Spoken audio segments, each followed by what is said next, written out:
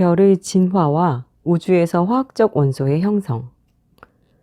노벨상 나와라 뚝딱 시간입니다.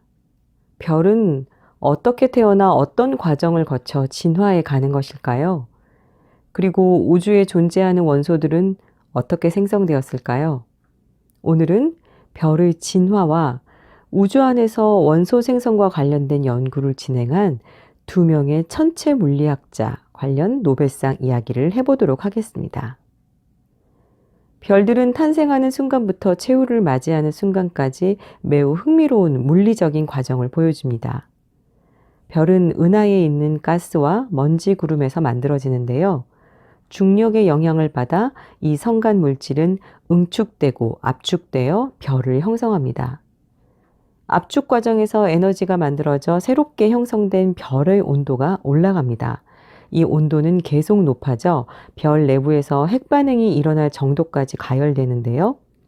별을 이루는 주요 구성 요소인 수소가 소모되면서 헬륨이 만들어집니다. 헬륨을 만드는 과정에서 방출된 에너지는 별의 온도를 계속 높이고 그 결과 별 내부의 압력이 높아집니다. 그리고 중력에 의한 추가적인 압축이 일어나지 않고 별은 안정화되어 수백만 년에서 수억 년 동안 존재하게 됩니다. 별 내부에서 수소를 모두 소모해 더 이상 공급이 이루어지지 않으면 다른 형태의 핵반응이 시작됩니다. 새로운 핵반응은 질량이 더욱 큰 별들에서 일어나는데 그 결과 헬륨보다 더 무거운 물질들이 만들어집니다. 특히 효율적인 유형의 핵반응은 중성자를 계속해서 추가하는 반응인데요. 최종적으로 별은 대부분이 철 또는 주기율표에서 철과 인접한 무거운 원소를 만들어내고 핵반응에 필요한 연료는 고갈됩니다. 별이 이 단계까지 진화하면 별 자신의 중력을 이겨낼 압력이 존재하지 않아 붕괴됩니다. 별이 붕괴 후 형성되는 것들은 질량에 따라 달라집니다.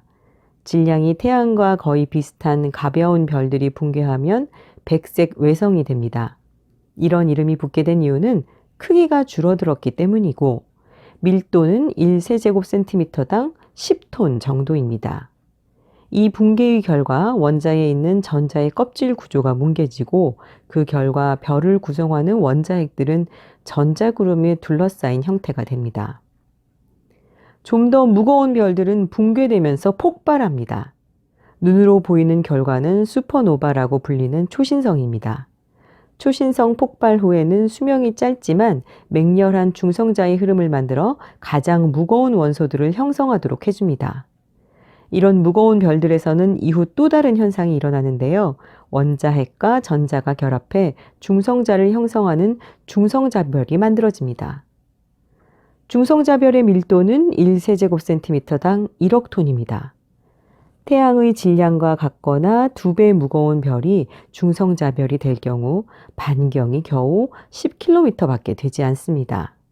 중성자별은 강철보다 훨씬 더 단단한 고체 지각에 둘러싸인 유체와 같은 중성자의 구인이다.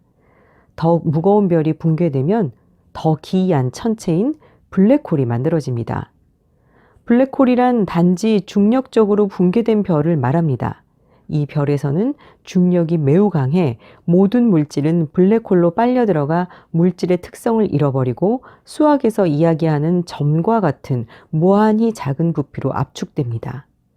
심지어 블랙홀에서는 방출된 빛조차도 블랙홀 바깥으로 탈출할 수 없습니다. 블랙홀이라는 이름은 이런 현상을 따서 붙여졌습니다. 블랙홀의 존재는 블랙홀로 빨려 들어가는 물질이 블랙홀에 의해 사라지기 전에 온도가 크게 올라가는데 온도가 올라가면서 복사된 빛을 통해 발견할 수 있습니다. 퀘이샤라고 불리는 이 이상한 천체는 은하계 중심에 있는 블랙홀일지도 모릅니다. 별들의 진화 과정은 많은 물리학적 과정을 거친다는 것이 명백합니다. 과학자들은 별의 진화 과정에 대한 연구를 계속하였는데 그 중에서도 특히 인도 출신의 물리학자인 수브라마니안 찬드라세카와 미국인 윌리엄 파울러가 별의 진화에 커다란 공헌을 하였습니다. 찬드라세카의 연구는 특히 별의 진화에 관한 여러 측면을 포함합니다.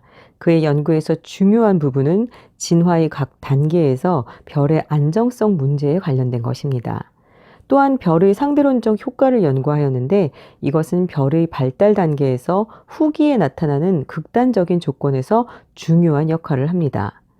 찬드라세카의 가장 잘 알려진 공헌은 백색 외성의 구조에 관한 연구입니다. 비록 이 연구의 일부는 그의 초기 연구에서 얻어진 것이지만 천문학과 우주에 대한 연구가 발전하면서 중요성이 다시 부각되었습니다.